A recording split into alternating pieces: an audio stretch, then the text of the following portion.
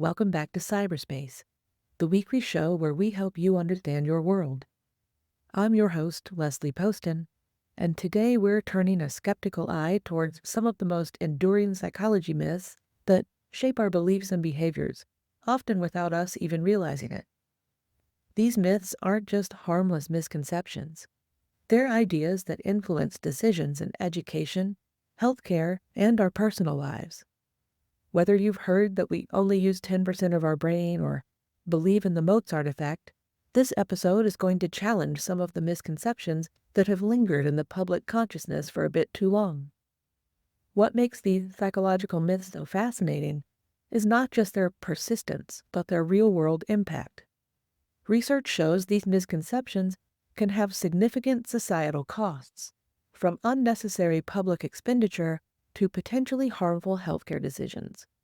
The way these myths spread and embed themselves in our collective consciousness tells us something important about how we process and share information. The challenge we face isn't just about correcting false beliefs. It's about understanding why these psychology myths are so appealing in the first place.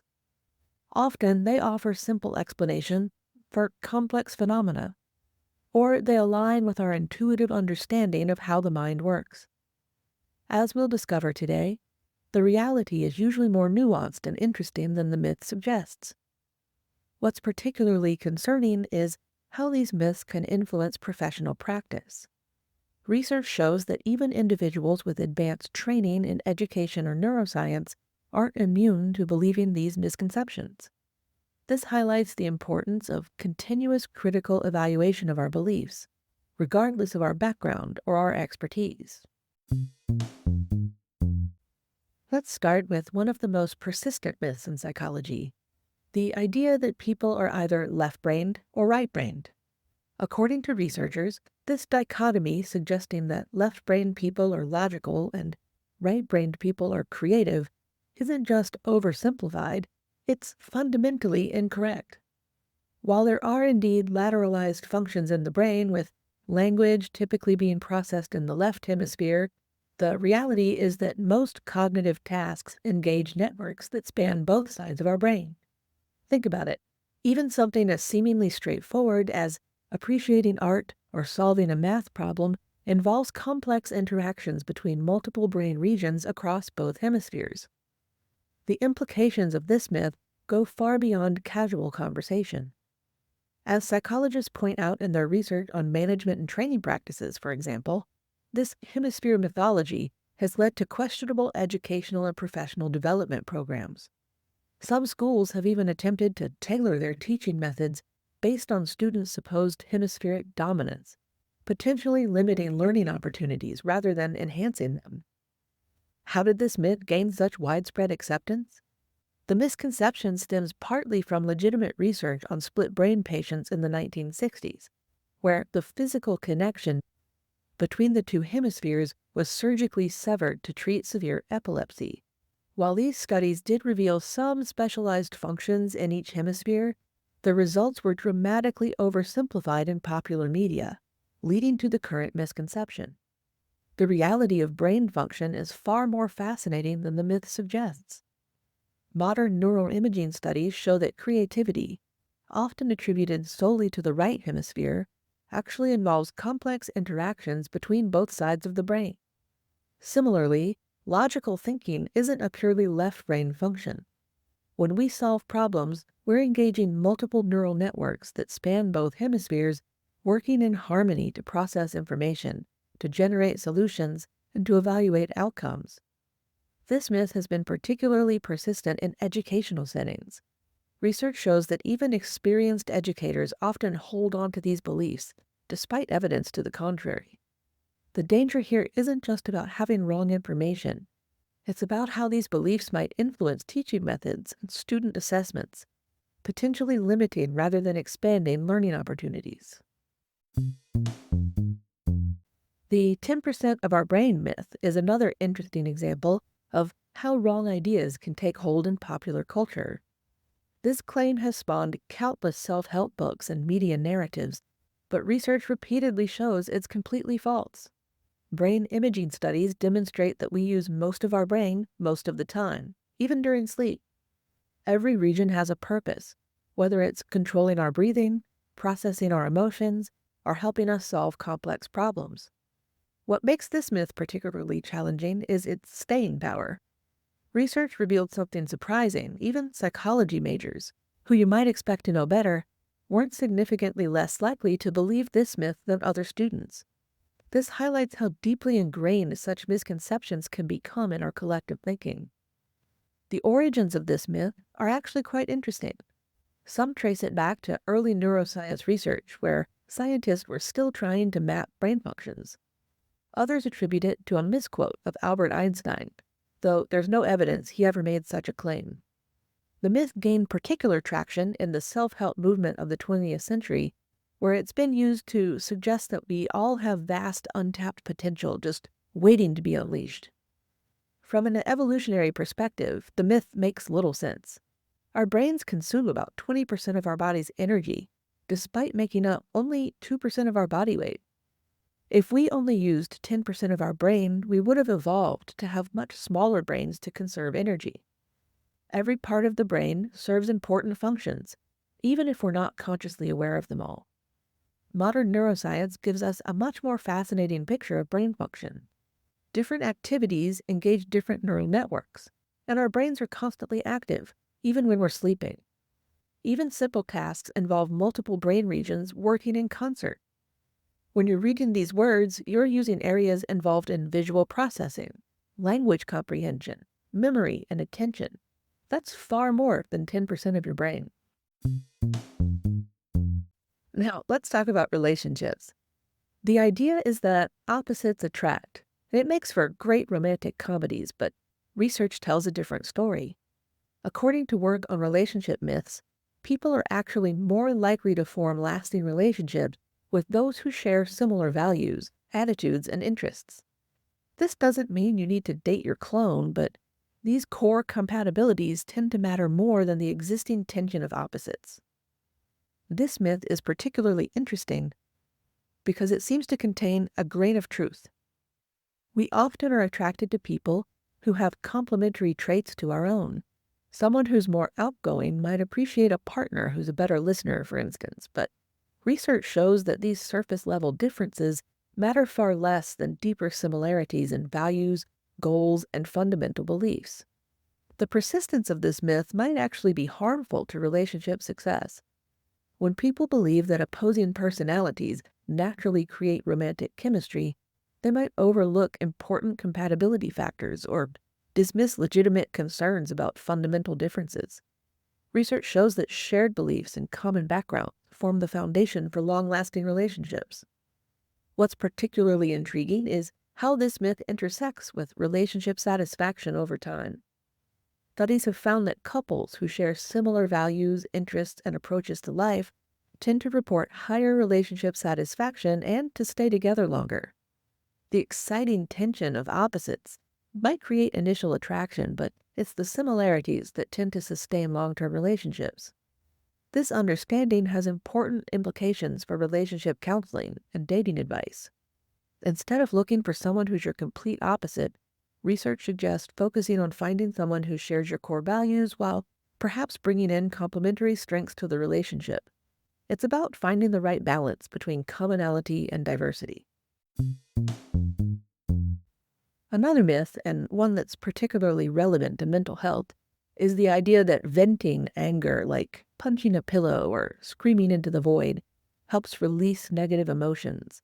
And it does help your body lose some tension, and while it might feel satisfying in the moment, the research shows that aggressive expressions of anger tend to reinforce and escalate angry feelings instead of dissipating them. Instead, techniques like deep breathing and cognitive reframing have been proven more effective for anger management. The persistence of this myth is particularly interesting because it seems to make intuitive sense. The idea of emotional pressure building up and needing release is a compelling metaphor, but it's not how our emotions actually work.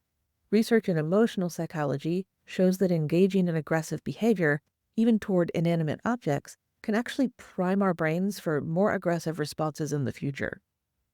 This misunderstanding has real consequences in how we handle conflict and teach emotional regulation. Some anger management programs still incorporate cathartic approaches despite evidence that they're counterproductive. The metaphor letting off steam is so deeply ingrained in our culture that it's influenced therapeutic approaches and popular self-help advice for decades. What's particularly concerning is how this myth might affect children's emotional development. When we teach kids that the way to handle anger is to get it out through an aggressive action, we're potentially setting them up for difficulties in emotional regulation. Instead, research supports teaching strategies like identifying emotions, understanding triggers, and developing healthy coping mechanisms. The good news is there are evidence-based alternatives that serve a similar purpose. Certainly, techniques like mindfulness and progressive muscle relaxation and cognitive behavioral approaches for neurotypicals have been shown to be much more effective at managing anger constructively over time. They focus on understanding and processing emotions rather than just expressing them. However, new science of somatic therapy does wonders for helping you handle and express anger in a way that also respects how it impacts your body. If you are neurodivergent, you might want to check that out. Let's tackle another myth, and one that has serious implications for our legal system. And that's the idea that memory works like a video camera. According to a survey of the U.S. population, this is a widely held belief, but it's completely false. Memory is actually reconstructive rather than reproductive. Every time we recall a memory, we're essentially rebuilding it, influenced by our current knowledge, beliefs, and emotions. The implications of this misconception are far-reaching, particularly in legal contexts. Eyewitness testimony, once considered the gold standard of evidence, is now understood to be far less reliable than previously thought. Studies have shown that confident eyewitnesses can be completely wrong, and their memories can be influenced by various factors, including post-event information and the way the questions are asked. What's fascinating is how this reconstruction process works. When we remember something, we're not simply playing back a memory like a recording. We're actually creating a brand new version of the memory each time. This process can incorporate new information, new emotions, and new interpretations. And that's why our memories change over time and why different people can have genuinely different recollections of the exact same event. This understanding has led to significant changes in how law enforcement conducts interviews and how courts handle eyewitness testimony. The research has shown that even subtle changes in how questions are asked can influence how people remember events. This has led to the development of new interviewing techniques designed to minimize memory contamination. The malleability of memory also has implications for therapy and personal development. Understanding that memories aren't fixed recordings can help people process past experiences differently and potentially aid in therapeutic contexts. It's not about whether your memories are true or false, but about understanding their reconstructive nature. Misunderstandings and myths around mental health conditions are particularly concerning. Take dissociative identity disorder, or DID, formerly known as multiple personality disorder. While media portrayals might make it seem more common, it's actually a fairly rare condition that typically develops as a response to severe childhood trauma. Hollywood's dramatization of DID has created a deeply distorted public understanding of this condition. The reality is far more complex and usually less dramatic than media portrayal suggests. DID develops as a coping mechanism in response to severe, usually early life trauma, not spontaneously or as a result of adult experiences, as so often depicted in fiction. This misconception has serious consequences for people who actually live with DID. The sensationalized portrayal can make it harder for them to be taken seriously or to seek appropriate treatment. It can also lead to misdiagnoses, as clinicians might either over-identify or dismiss legitimate cases based on media stereotypes rather than clinical criteria. The current understanding of DID emphasizes its role as a protective mechanism. The fragmentation of consciousness serves as a way for individuals to cope with overwhelming experiences. Treatment focuses on integration and coping skills rather than the dramatic personality switching that is so often depicted in media. Research shows that public understanding of DID is heavily influenced by media representations that emphasize the most dramatic and sensational aspects of the condition while ignoring its underlying causes and its real impact on people's lives. There's also widespread confusion between DID and schizophrenia, which are two entirely different conditions. Schizophrenia involves a fragmentation of thinking and perception, not multiple personalities. This misunderstanding can prevent people from seeking appropriate treatment or understanding their loved ones' conditions accurately. The term schizophrenia literally means split mind, but this refers to a split from reality, rather than a splintering or splitting of personality. The confusion likely stems from this linguistic misunderstanding, combined with media portrayals that often blur the lines between different mental health conditions. This misconception has real-life consequences for people living with schizophrenia. When people expect to see dramatic personality changes, they might miss the actual, much more subtle signs of schizophrenia, which can include auditory and visual hallucinations, like hearing voices or seeing things, delusions, disordered thinking, and changes in behavior and emotion. This can delay diagnosis and treatment. Research shows that this misunderstanding contributes to stigma and to isolation. People with schizophrenia often face additional challenges because others expect them to exhibit dramatic personality changes rather than understanding the real nature of what's going on with their symptoms. Public education about the true nature of schizophrenia is crucial. Understanding that it's a condition affecting perception and thought processes rather than creating multiple personalities can help improve support for those affected and encourage earlier intervention. Parents, you might be interested in this next one: the belief that sugar causes hyperactivity in children. Despite what many of us think we've observed at birthday parties, multiple double-blind studies have failed to find any direct link between sugar consumption and hyperactive behavior in children. What we're often seeing is more likely the excitement of special occasions where sugary treats just happen to be present. This myth is particularly fascinating because it demonstrates the power of expectation in shaping our perceptions. Research has shown that parents who believe sugar causes hyperactivity are more likely to perceive their children as hyperactive after consuming sugar, even when the children haven't actually had any sugar. The origin of this myth can be traced back to the 70s when Dr. Benjamin Fungold proposed that food additives and sugar might contribute to hyperactive behavior. And while his work led to important research on food additives, any specific link between sugar and hyperactivity has been repeatedly disproven through multiple carefully controlled studies. What makes this myth persist is the context in which children typically consume sugar. Birthday parties, holidays, and other exciting events often feature sugary treats, but it's the excitement of the event itself, not the sugar, that leads to the increased activity levels. This creates a perfect scenario for confirmation bias. We remember the times when sugar consumption and hyperactive behavior coincide and forget the many, many times that they don't. Understanding this can help parents focus on more evidence-based approaches to managing children's behavior and diet. While there are many good reasons to limit sugar intake, preventing hyperactivity isn't one of them. This is one of several myths about the impact of external inputs on children. Recall our recent episodes about the myth that social media is harmful to children as another example, and go back and listen to those. The myth about subliminal messages having powerful control over our behavior has captured public imagination for decades.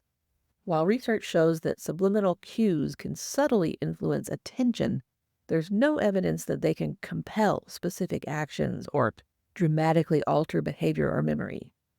This myth gained tremendous traction after James Vickery's infamous 1957 claim that he increased concession sales by flashing subliminal messages during movies. The claim was later revealed to be a hoax, but the idea had already taken root in the public consciousness.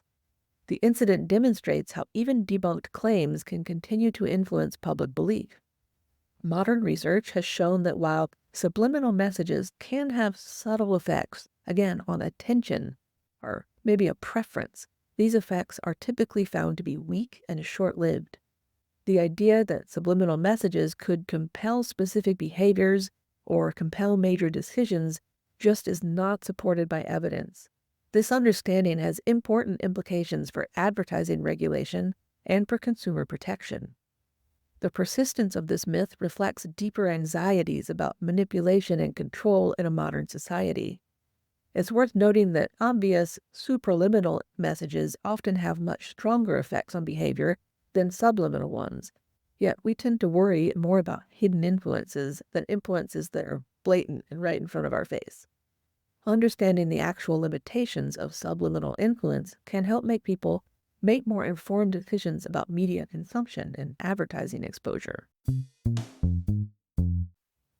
Now we come to the Mozart effect, or the idea that listening to classical music significantly boosts intelligence, which has been greatly exaggerated.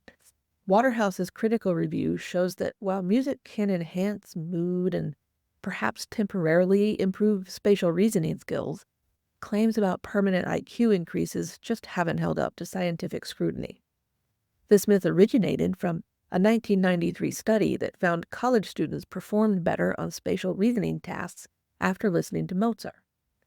The media and commercial interest quickly transformed this limited finding into claims about music making babies smarter, spawning an entire industry of products promising to boost infant intelligence. The original research actually showed only a temporary improvement in spatial reasoning tasks, lasting about 15 minutes.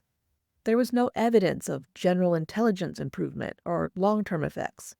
Subsequent research has suggested that any cognitive benefits might come from improved mood and arousal rather than anything specific to Mozart's music or classical music.